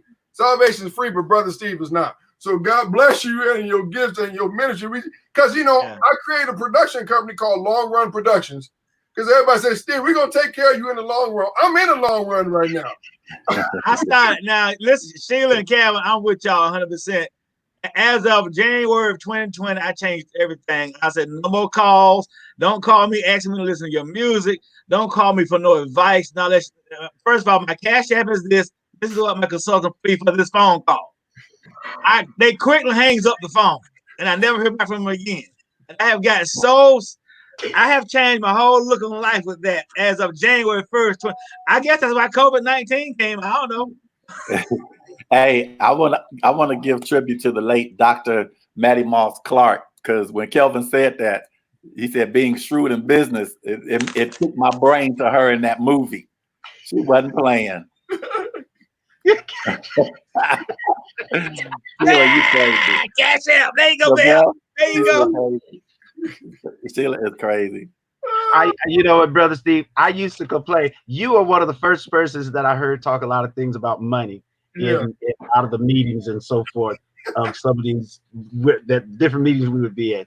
But I used to wonder all the time, why do we as Black folks shy away from the subject of money? Why do we shy away from that? We've got to deal with that. Our artists, our writers, our musicians, some executives dying with nothing because they don't take care of business. They don't manage money properly. And these are things we just gotta be willing to deal with. But you know what, Bishop? Not only are they dying with nothing, they're also dying without a legacy. They're dying without teaching people about what they are doing. I look at some of the people in leadership roles, they have no one coming up behind them. So they take all their gifts with them to the cemetery. They're not teaching anyone the crafts, how to negotiate, how to understand the importance of just being kind and nice to people. You don't have to step over top of people. You don't have to be rude to folks. You don't have to manipulate. You don't have to try to make somebody look bad to make yourself look good. Because in the world we live in today, people see through all of that. And they're saying, I don't want to be a part of somebody who's going to be that ugly to somebody. We live in a very sensitive world. I mean, everybody's so sensitive about every little thing. And we got to, again, meet people where they are. But just be nice to one another. I'm telling you, when you're nice to somebody, people do good things for you. I'm gonna try to get this pastor in real quick. So before we wrap up, he's having problems connecting his video, but we want to get him in. Pastor Eddie Parker. Pastor, we can't see you, but we can hear you. How you doing, Pastor Parker? Pastor Parker. All right, now we can't get nothing from Pastor Parker. All right, Pastor Parker, are you there? Pastor Parker, you trying to get in? All right, we're gonna go back to Sheila Bell right now. We try to get Pastor one more time. Pastor Parker, are you connected with us? 3, 2, 1. All right, we're gonna try to get Pastor Parker in. The next one we get Sheila Bell. Give us your cash app. Everybody, let's give out. Pastor Bell. Everybody, give out your cash app right now. My cash app is $. Brother Steve, type this down as I talk. Oh, okay. $NCGAGALJ. That's $NCGAGALJ. All right, Pastor Parker, are you there? 3, 2, 1. That's Parker. Pastor Parker. I'm trying to get Pastor Parker in. I know all his members on it. We're gonna do a test run with Pastor Parker coming up soon. Brother Steve, can I say one thing real quick? Yes, please. With everything that we're talking about, and I believe that it's all vital, I will say one thing that we haven't talked about but it's so important. Yes. And I think you all will agree with me. And Bishop Calvin Bernard Roan is waiting like, what is she going to say right here? You all will agree with me that one of the most important things that we need to always remember is that it is always about relationships. Yes. Oh, yeah. Definitely. Relationships can take you so far. And I think about the relationship I have with each of you, Brother Steve, Bishop Wells, and I, and the things that we have done together. Calvin Bernard Roan, who gave me a ride around LA when I jumped out of the car when I saw Lionel Richie. He knew I was going to do it. When he saw Lionel Richie, he knew I was going to jump out of the car before I asked, and he stopped the car. And I jumped out and chased Lionel Richie into a shoe store to get a picture and an autograph. I believe that. I believe that. I've got relationships. Alvetra, I have relationships with this brother who has helped to do some management for me, who's brought me to different places to preach and teach and talk about the digital things that I'm doing. But I have relationships. And when artists are kind to people who are in a position to help them, when you're kind, we will help you. When you're a funky diva and you act like somebody owes you something, go sit down, because it's not going to happen. Be kind to people. People will be kind to you. And if you're talking about Jesus, then live and sing about the Jesus that you're singing about. Amen. Hey, Steve, I see we have the legendary Willie Mae McIver on with us. You know, I'm going to try to. Willie Mae! Yeah. Let me post that right there. Willie Mae. I'm going to try to get Willie Mae on here real quick, because I know Willie Mae is a radio legend, and she got. I want to try to get Willie Mae on while y'all. We're trying to get you on. Pastor Parker, we're trying to still get you on. Hey, Steve, are we gonna do a part 2? Oh, part 2. We have to. It's going on 10 o'clock here on the East Coast. Yeah, I got people saying they're trying to comment, but you don't allow comments. But I don't know what's going on with that. So. They don't allow comment. They just got to go to our group pages, or they can go to your page, but they can comment. Oh well. They can comment. What I did, I started a watch party and they wasn't sending comments, so I clicked out of that. So I don't know how. Got to go live on my group page or my personal page or my group page. Go live. Let me try to get Willie on real quick. Okay. It'll be part 2 next week. It's gonna get good and goody. But Willie Mae, hit that button right there. Willie Mae, let's bring Willie Mae on before we wrap up, because it's getting late back there, and I gotta go get this chicken dinner and everything. Get some people out there and make some comments. Go ahead, Sheila. Go ahead. Say what you're going to say. Oh, wait a minute. Somebody said, amen, Minister Bell. I tell artists this all the time. Relationships run the industry. Yeah. But here's something I want to give to my brothers here, because I love you all so much. I really do. And I do not want you to shortchange yourself from being a blessing to me. So if you want to sew into my Cash App at the Bell, you're welcome to do that. Okay? I don't want to shortchange you for being a blessing to me. It's the Bell. I love you all. I must say the same thing, Sheila. I love y'all, and my Cash App is there. $, NCJGLJ. The Cash App is there, and I don't want you to feel bad without sewing. But guess what, y'all? We can't believe it, but he actually came on and actually happened. Pastor Parker, how you doing? I'm doing great, Brother Steve. How are you? I'm good. We're going to let you make a comment real quick. We're going to bring in Willie Mae McIver. But tell us real quick about how you deal with artists. And I know you're going to share this to all your members right now. How do you deal with artists coming to your church, want to sing, want to sell all the CDs, and they don't even give you a copy of the CD yourself? And then they're going to ask you, can you take care of my hotel room?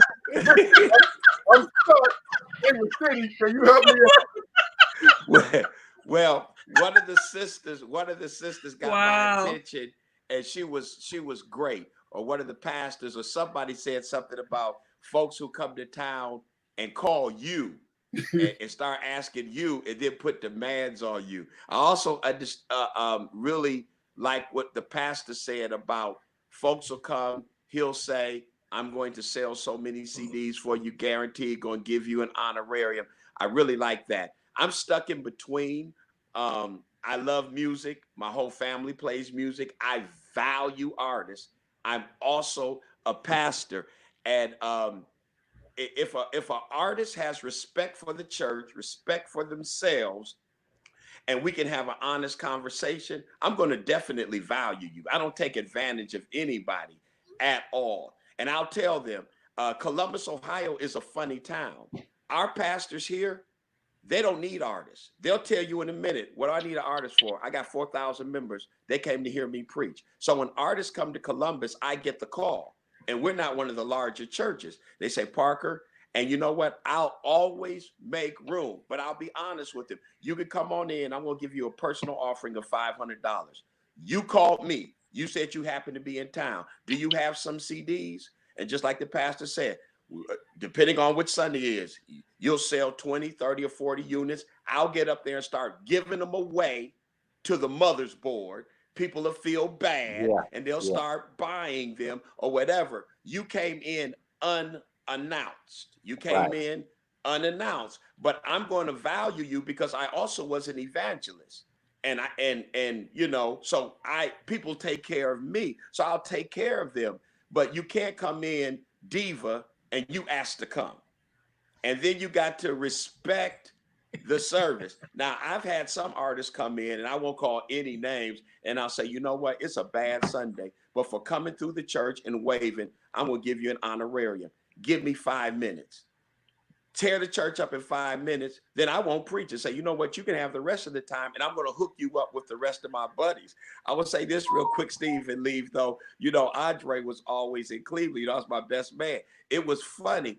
I could have Andre come to town, get this, and try to sing 2 or 3 other artists to give them exposure. And they charged me $2,500 and Andre came for free. See, you just told me that you got it twisted. I'm trying to give you a platform. So you got to be smart. And then I want to know too, I'm going to add value to you, but are you going to add value to my church? Wow. Wow. Wow. That's good, because you don't want to just let anybody come up in the pulpit and contaminate your congregation and they living all crazy. No. And I've had some crazy artists. I had some of the most controversial who didn't know what they were for a minute. And I got a producer who called and said they want to be around a preacher that has a good reputation. And Steve, you probably saw the video. I got blasted for even having them. And now, Pastor Parker been knowing me longer than anybody. You've been knowing me almost 50 years, Doc. 50 years at least. We just don't look that old. No. But this guy wanted to be around somebody clean because he was trying to rebuild his national reputation. I had him come on in. We have frank conversations. It's business. We can come in the office. Same thing I do with evangelists. Are you going to do $1,000 offering? God's going to let you know right now if you're going to have that kind of line. And I'm going to let you know if we can do it. And just like an artist, what is your expectation? Let's find out, because I value you, but don't play the game. You know, don't play the game. Wow. That's good. Pastor, I must say this. Pastor, I must say this. You have not had the anointed young lady by the name of Ruth Lantry yet. so you need to meet the anointed Ruth Lantry in my name. Broke number 30 on billboards last week. 24 media base. When you meet this young lady, you're like, bro, when you bringing her back? That's all I got to say. Look, I'm open. I learned to have an open pulpit because I travel globally and God opens doors for me. I don't mind opening doors for people. I will get their stuff, have it played on the radio or whatever, because I love music. My whole family does music. I have a church in Cleveland. Don't come to Ohio without coming to one of our churches. Now, you hear about the Word Church, but in 1988, we actually started the Word Church. Vernon did a very good job with that. Right. Right. But, we're on the north.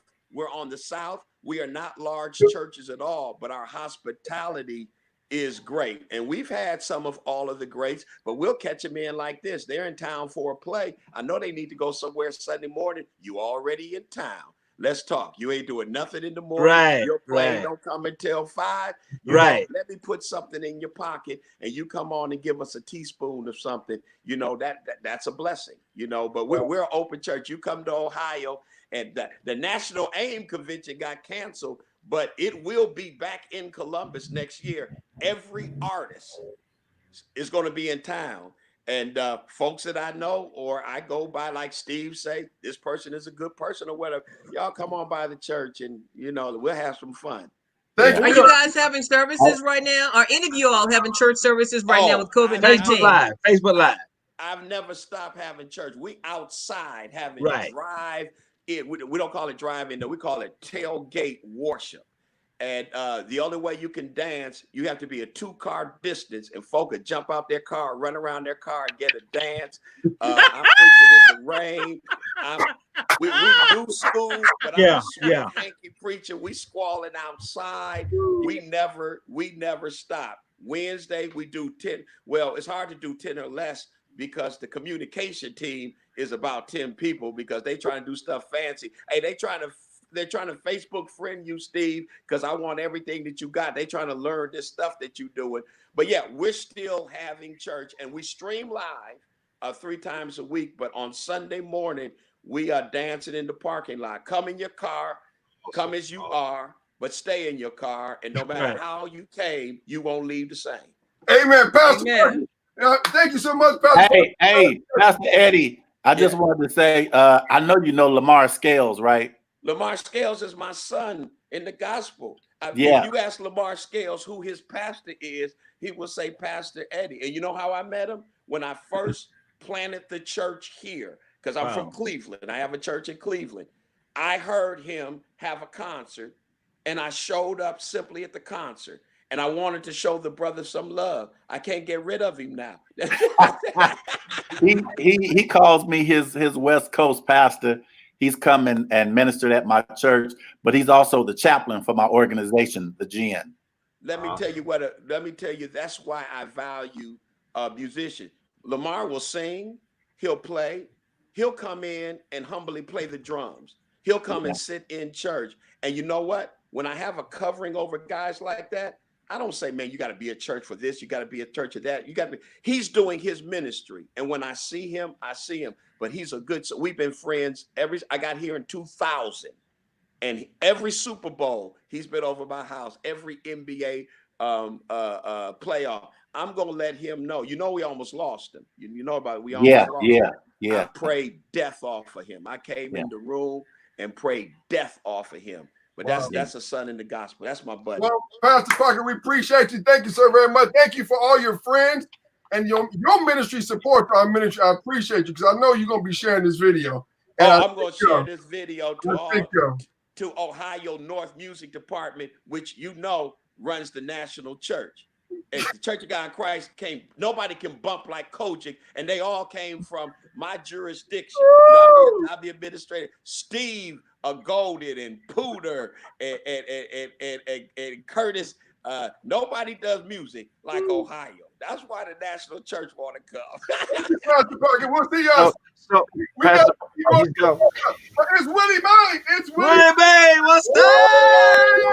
Hi. We're trying to end it, but I got 2 more people in queue. Gotta say Willie Mae McIver. She got what she got. This is an old school back in there. Y'all know we're gonna do this. This our lady right here. Oh my God.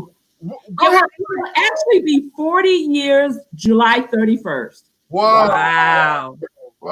40 years. Yeah. Willie Mae, put your cash app up there, and then we're gonna get people to bless you and everything while you're blessing her. Go ahead, Willie Mae. What do you want to say? How do we pivot now from where we are, Willie? It's different. Willie Mae was one of my mentors. She still is with ABC. I was like, ABC, the little logo. I was like, Lord, Willie Mae. It is different now. We're operating off a new norm, and we're operating in this social media atmosphere where we're going to have to operate for a while, indefinitely. And there's so much that, though, can be done on this platform that's free. I know we were talking about earlier, you were talking about, artists and so forth and the importance of relationships, because relationships are very important. And we don't have the money that we used to have. A lot of the artists don't have the money. The individuals who want to be artists, they don't have the money like they used to. But right now, in this social media world that we live in, if you get your social media platform and you get some followers, that is something that can't be brought. There's no budget for that. And I mean, you can get millions of dollars worth of exposure through your social media platform. So it's just so important for individuals who are looking to get into this business to, like Sheila said, build relationships. Relationships matter. And even though we all say sanctified, filled with the Holy Ghost, some of our saints don't forget what happened back then. Back in the day when you didn't say something right to them, or when you were mistreated, those things will come back to haunt you. This is really a small community. So just be careful what you say to people, how you treat people, how you love people, because people don't forget. Because they don't. And some of these individuals coming along right now that you might think you have it going on, but they will pass you, and you might need them in the future. Yeah. Yeah. So just always try to be good to people, be kind to people, work your craft, make sure that the gift that you think you have is really your gift, because it may not be. Be sure to pray and fast about it before you jump out there in something that's just your dream and not God's will for you. So just seek wisdom. Seek wisdom before you get into this business. Some people are meant to sing in the choir and not be recording artists. Some people like me, it just meant to sing in the choir, in the shower, and not nowhere else. Okay, so find your lane and operate in your lane, because your lane is your gift. Stay in your lane. She says something so important. I know me personally, I broke a lot of artists. I've been in the industry for about 40 years myself. Yeah. And some of these artists, they have forgotten the time they used to beg and call you for interviews. Yeah. They have forgotten. I can start naming some names that will just blow you away, but I won't ever do that. But they need to remember, because right now ain't nobody making no money right now, because COVID got us all doing Facebook Lives. Right. Everybody's on lockdown. Right now, COVID we have an even playing field right now for everybody. Yes. Even for the churches, even for the pastors, from that pastor who had 2 members to the one who got 50,000. Yes. Everybody on the same playing field right now. So when you get on the air Sunday, get on social media and do your ministry on Sunday mornings, the Bible study, whatever, you have to bring your A game, because you're on the same level with everybody. You're on the same level. It can expose your ministry and take your ministry to a whole nother level, because there are people watching social media right now for ministry, for guidance, and somebody may not even have known that you had a church with 10 members in some small city, because your ministry could be so big and bold, it could advance you to a whole nother platform. There's a lot that's going to come out of COVID-19. It's not all bad. There's some good things that are going to come out of COVID-19 for God. Well, I'm gonna say this too. For all these major artists that's been charging 25,000 and 30,000 and 40,000, and now they ain't charging nothing. They doing free Facebook Live, free concerts, free battles. So all that high stuff that you were charging now, again, everybody's on the same playing field now. It has been leveled out. Thank you. I tell everybody every week on our show, this COVID-19 has not caught God off guard. No. What he's doing. And if you don't take your time, write a script, work on a program, do something, then you're the dummy. Because I'm going to bed every night at 3 in the morning. And Willie Mae, you said it. Right now, it's an even playing field. Yeah. Because 10 years ago, pastors like, Facebook is of the devil. Now they're like, would you join me on Sunday morning? You're right about that, but this is also a season. We've been in lockdown, stay at home, and all that. It's the season for you to write the vision and make it plain. This is the time for you to put together your next. We all have a next out of this. Time for you to write down the vision, make it plain, and get ready for your next. Don't just sit idle at home doing that woe is me. This is time we should be operating. You got a war room going on right in your home. Wow. So prayerfully, the way that we came into COVID-19 will not be the way that we go out of COVID-19. Yes. This is really a time where God has silenced what's going on in the background. Prayerfully, he has our undivided attention, and all the gifts and everything that is in front of us, that we work it. Make, like you said, write it, make it plain, but let's be diligent about it, and let's grow from this. Well, I want to say thank you, Willie Mae. We're going to have to get Willie on early next week. Yes, please bring her in earlier. We're going to thank Willie Mae. Willie Mae, just stay on in the broadcast room, because I may pop you back in. Thanks, Willie Mae. All right, thank you all. We about to go off the air. Love you, Willie. I got to get one more guy. You know, he said he ain't got no haircut. He ain't done nothing. Guess what? Ain't nobody doing hair and nails but the morticians. I got to bring in Seaberry Martin. Seaberry Martin.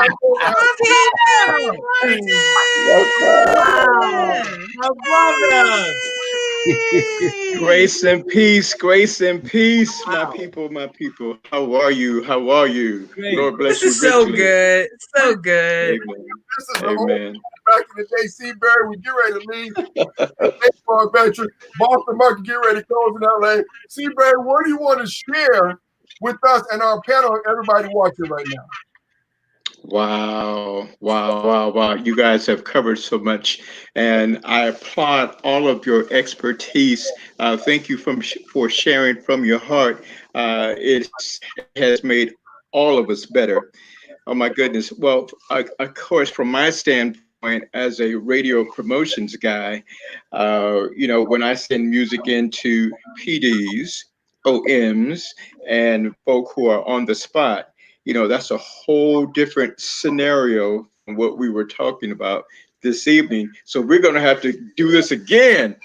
But I tell you, I'll just say this. It is certainly an honor to be in this, in the kingdom of God. I still call it ministry. Folk have been calling it industry since 1989 when I was working with Sparrow and we got purchased by Capitol Records. And then that industry mentality began to creep in. And then people from the other side, the urban side, began to come into the gospel community, and they brought the principles, how they do business from their side to our side. And as a result of that, the vine has been getting a little rotten. There's been some things that have been going on, that I have made my declaration, I'm going to stay saved. I don't care what nobody else is doing. I'm gonna stay saved. When I answer to the Lord, I'm gonna have to give an account of everything that I have said or done. And so my intent is to remain faithful unto the Lord and to do the work that He has given me to do and walk therein. And I want to hear Him say, well done. That means more to me than any of this other stuff. I have been a part of history. I really don't like talking about the accomplishments that I have been a part of, but I'll say this. My model for living is to find out what God is doing and then go help Him do it. And as a result of that, I have been a part of some wonder-working things that God has done. When I first came into the industry, my role was to get gospel music into every store in America. We were able to do that. Then the ministry and mission became to contemporize gospel music.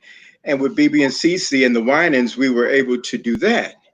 And then the ministry became, to get worship music in Black churches across America. We were able to do that. So I praise God for the privileged opportunity to be amongst you, my peers, my people whom I love dearly. I love each one of you dearly. And as we labor together continually, I pray that you just continue to focus on what God has called you to do and gifted you to do and run in it. And that will be something that we'll never be able to say, well, we didn't chase after God and do all that He has called us and set us apart to do. So I find it still a privileged honor to serve in the kingdom in regarding the voice of the Lord speaking through artists. And of course, some of the vessels that God uses is tainted. Some of them, just like David in times past and Apostle Paul in times past, some of the vessels are tainted. Some of them are even broken, but they're still broadcasting. Right. And that's all right if they still continue to purpose to do it the right way. Right. So saying all that to say this, there are still formats that we are still working on, and the The method of getting the job done has broadened, and so we just gotta rise up to every occasion. Social media, of course, is. I mean, if you're not doing it, then you're really at a loss. You're at a disadvantage. You're almost like in the garage stage. You do an album in your garage and you pass it out to your neighborhood. So there's so many things that we must continue to strive to perfect, and relationships. Oh my goodness. Sheila Bell, baby, I love you. I love me some Sheila. Hey, we have walked together. I have seen God blow your mind. Yes, I have seen God blow your mind. Amen. How He has healed you and delivered you, and to make things well. Yes. Yes, sir. You're going to say something. Steve Barry, I'm going to let you do your closing words in 30 seconds because Boston Market about to close and it's late on the show. I got to get out. So I'm going to let you say something. I'm going to let Willie May say something. I'm going to let Eddie say something. And I'm going to take my cash out and go to Boston Market. And we're going to be back on next Saturday. Go ahead, Steve Barry. Yes. Hey, it is an honor to serve with you, and without question, we still haven't seen the best yet. Amen. All right, thank you. Don't forget, we're gonna be back again next Saturday. Willie Mae MacGyver is coming on. She's gonna say some cool. What's your closing comments, Willie Mae MacGyver? I guess my closing comment is we are truly all in this together, and we're gonna all come out of it together through God's will and God's grace. Amen. Wow, thank you, Willie Mae. Willie, we love you. Okay. Love you all too. Love you. Love you, Willie. Love you all. We tried to go back to Pastor Parker, but it looked like Pastor Parker is cooking or frying chicken or something. Okay. Eating something. Go ahead, Pastor. Eat that food. Give me your closing comments, Pastor Parker, so we can go ahead and get out here and everybody can hit my cash out. Hey, man, go ahead, Pastor Parker. We do shameless plugs. Everybody go plug your stuff. Go ahead, Pastor Parker. Give us your closing comments. Okay, now his mic is working. There you go. Come on, Pastor. Okay, no, that don't work either, Pastor Parker. Turn your mic on. Unmute something. Pastor Parker, your mic is mute. Pastor, we're not bringing the art to your church. He don't want us to hear him smacking. Yeah, that's right. Your mic is mute, Pastor Parker. All right. My daughter's embarrassed. My communications director is embarrassed right now. Listen, Listen, when you come to Ohio, look for the Word Church of God in Christ. We're on the north. We're on the south. You can't come to Ohio without bumping into us. I just called Lamar Scales, and he told me that I was in the midst of a celebrity of Bishop Wells, and he said hi. Because when people drop names, I know names everywhere. I call the person immediately. And man, you know this guy? He said, man, that's where I was when I told you I was in Cali. But listen, I love all of you all. Thanks for the discussion. This is a discussion that has to be had. Yeah. Because like somebody just said, we're in it together. We'll come out together. It started off with a rough year, but I guarantee, I decree and declare, it's going to be big. We're going to come out of this, and it's going to be big. Right. Thank you, Pastor Parker. We appreciate y'all. Go ahead, Alvetra, go ahead to Pastor Ron. Give us your closing comments, Pastor Ron. I thank God for me, Pastor Ron. I thank God for all my friends here today. I'm so grateful to meet Pastor Eddie and Pastor Parker, and so glad to see Willie Mae. Listen, y'all, I be preaching in the morning, Facebook Live, join in, and we're gonna keep this up, and we put a speaker outside the church and College Park, all in the parking lot, and we haven't stopped churching. And I must say, support my baby, Rufla Antra, In My Name, the remake of the Milton Bronson and Thomas. She did it. She was born in 1992. The song was dropped. It broke top 30 last week on BDS 24 on Media Base. This weekend has been played all on Bishop Head Skywalker show. And Percy Baby is so proud of her. Kim Fallen is so proud of her. And I'm my dad. I'm proud of her. The whole family is. Shout out to my mom, Pastor Lydia Jones. Old school. And I thank God for all my friends. Let's continue to rebuild the industry and keep it going. Bill, Kenny, Kevin Ron, Willie Mae, Kenny, I love y'all. I'm going to get some food too. Well, what about me? I said, Brother Steve. Okay, good. All right. Go ahead. Go ahead, Pastor Rowe. Pastor Rowe, go ahead. Bless you. Thank you for the opportunity to come in and have these words and share this platform with you. You all are awesome. I respect each of you, and I thank God for you and for what you do. And I encourage you, keep on doing what you do. And I just will let you know that my new voice is just simply a voice for understanding, because everything has already been ordained by God. If we seek him and get his mind, we will have success in everything he has commanded us to do. So Amen. God bless y'all. All right, the bell. For all things work together for good for them who are called according to his purpose. And I pray that each person here continues to follow in the footsteps that God has given you. It has been a blessing. It has been an honor just to be with each and every one of you.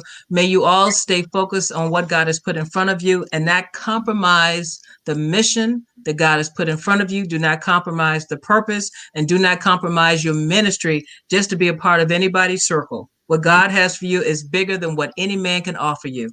God bless you all. Brother Steve, thank you for the opportunity. Well, that's all the time we have this week, everybody. Go ahead. Well, but Steve, I haven't heard my Cash App go off yet. What you say? I haven't heard my Cash App go off yet. It's on there. That's on you. He hasn't heard it. But Alvetra, just be patient, because Big Baller Shot Caller, Big Money Grip, Bishop Calvin Bernard Rome, who's got the church, and Bishop Wells, who got the church, they're going to bless us.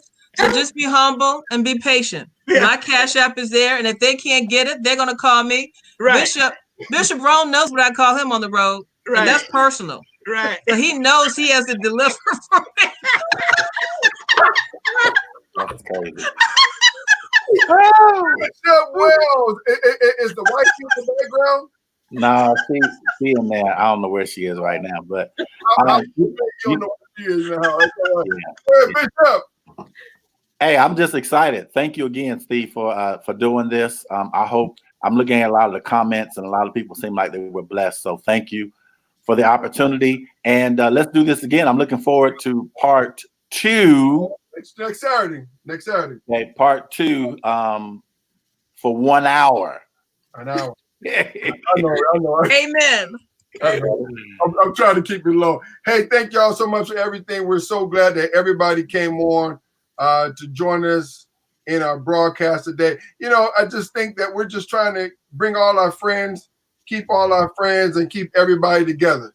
And that's the whole purpose. We love everybody. We all have been a team, and it's about relationship with all of us. It's about a team, and everybody's my friends. And I say this whole old school panel chat that we're going to do this week, it's about bygones being bygones. We losing people every day. Yeah, we want to give respect to Andre Harrell, who passed away on last night. We also give respect to little Richard, who passed away on today. So, you know, that hurts our heart. So we just got to be good with everybody. If you see somebody you don't like, you ain't liked them in a while, call them up and say, hey, I'm sorry. I want to make it right. Yeah. Steve, we also want to pray for one of our gospel artists out of Houston, Texas. His name was Adrian Medeiros. Yeah. He was shot by Houston police on last night. So we want to pray for him. We pray for his family. And also the daughter of Betty Nelson. Passed away on yesterday. Both of them were 48 too, very young. 48. Hey, let's send out a shout out to. I saw Bishop Albert Jameson on the line tonight, as well as Joseph Ramirez, our friend in the West Coast. He was on the line as well. Absolutely. Yeah, we got to get Bishop Jameson on. We got to get Brother Ramirez on the line. We got a nice line. We're just gonna get everybody. We just got to see everybody. Yeah. You know, it's all like Willie said it. Willie makes it's an even playing field. It's an even playing field. I'm about to wrap out here, but those of you who sow into our Cash App ministry, you get a tablet, you get earbuds, you get an MP4 player, and I'm giving away a smartwatch. So if you see smartwatch right here, I ordered one the other day. I sold it to myself, and that's what they gave me. All right. So I got all this stuff. You get this for sowing into our Cash App ministry. Thank y'all so very much. If you're not on the way, you're in the way. And you know what? We'll be back again on next Saturday. Thank you, everybody. And do this for me one favor. I gotta go. Share the video. Share this video. Watch the replay. We'll see y'all again. Part 2 next Saturday. Love y'all. All right. Blessings. From Hollywood.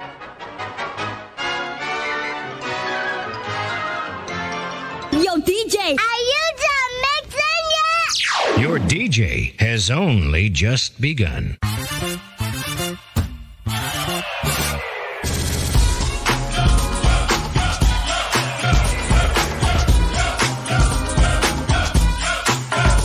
Hello, I'm Bishop T.D. Jakes, and you're watching Brother Steve TV. Hey, it's Latoya Luckett, and you're watching Brother Steve TV. This is Rance Allen, and you're watching my friend, Brother Steve TV. Hey, y'all, this is Leandra Johnson, and you're watching Brother Steve TV. Hi, this is Rodney Darkchild Jerkin. This is Chris Tucker. This is Kirk Franklin. And you are watching Brother Steve. And you're watching Brother Steve. Brother Steve TV. Stay tuned.